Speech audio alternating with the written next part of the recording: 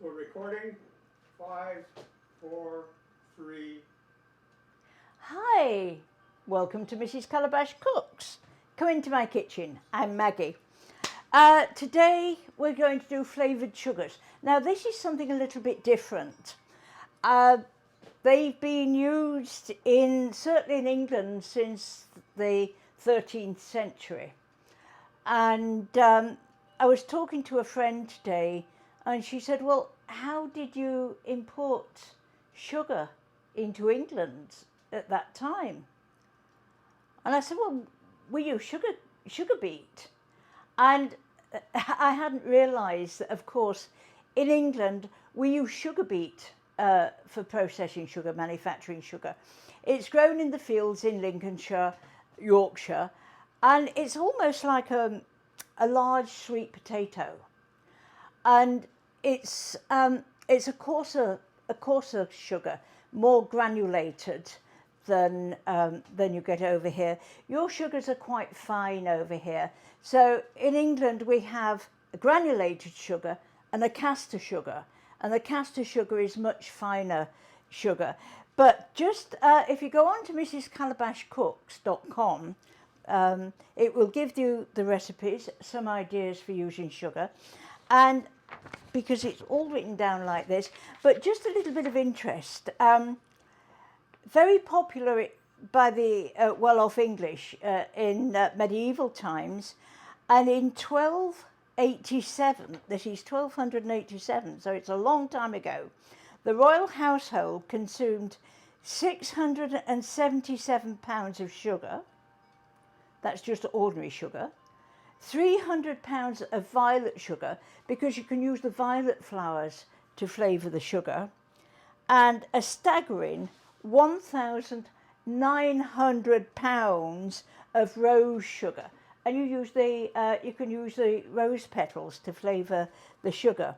And so you see, it has been used in cooking for such a long time. I like to do a vanilla sugar and either a lemon sugar or an orange sugar. And you can keep topping. I've got a vanilla pod in there. I'll show you how to make it, the vanilla sugar, in a minute. Use it for cakes, puddings. If you're making a rice pudding, it's great. And that will last for years. Just keep topping up the sugar container and until the flavour goes. After about 7 days, you will get a flavour and an aroma of sugar, but I like to leave it for about 3 to 4 weeks, and it just needs a shake about once a week just to distribute the flavour. And the same with the lemon sugar. I've used lemon today. And for the lemon sugar, you need 2 large, it's roughly about a pound of sugar, and 2 large lemons or oranges. And you can see how thinly it's been peeled. No pith. So it's really, really simple. And you can make cinnamon sugar. You can put cinnamon, either ground cinnamon or cinnamon sticks in a container of sugar. So just place just put them in there like that. And it's roughly about a pound of sugar. These jars take just under a pound of sugar. And these, again, lovely little presents. Hostess gifts, Christmas presents, a little birthday present. Yeah, just a thank you present. It's something which you've made and you've put thought into. And I was looking in the store the other day, and they were selling little packets of vanilla sugar for $1 something. Now, the vanilla pods are quite expensive. They're about $9.99.95 for 2 pods. But they last, it'll probably last, well, a couple of years at least for the vanilla sugar. So it's not really costing an awful lot of money. So give it a nice shake like that, and that is all that there is to making a lemon sugar. I just want to wipe my board down.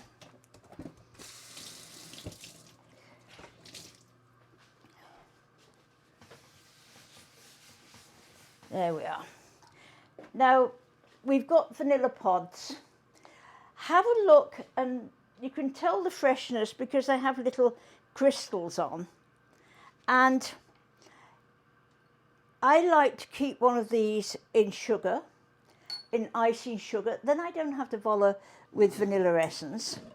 But if you can also put this actually into a sweet sauce. You can put it into a sweet sauce, bring the milk up to the boil, and then take it out, wash it, dry it, and put it back and reuse it.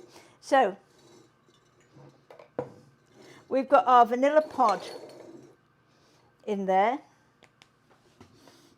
It's smelling already. And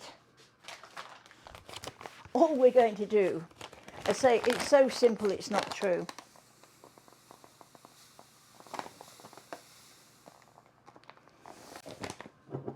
Give the jar a shake.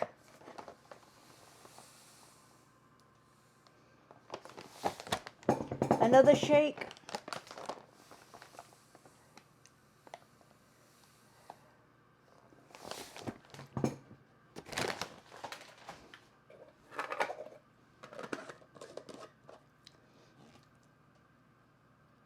There we are. I'm going to shake that again after 7 days. I'm going to leave it for a good 3 to 4 weeks before I start to use it. And I might even leave it a little bit longer because I do actually have some in the cupboard that I've made before. So that is all that it entails. It sounds very exotic, making flavoured sugars, but that is all that it takes to make a flavoured sugar. So you could use a rosemary, if you wanted to make some rosemary cookies, which are really rather nice, some rosemary cookies, and let your imagination wander. So go to mrscalabashcooks.com. You will find all the recipes, and I'll see you Friday afternoon at 2 p.m. on Mrs. Calabash Cooks. So don't forget, visit the website mrscalabashcooks.com. Bye.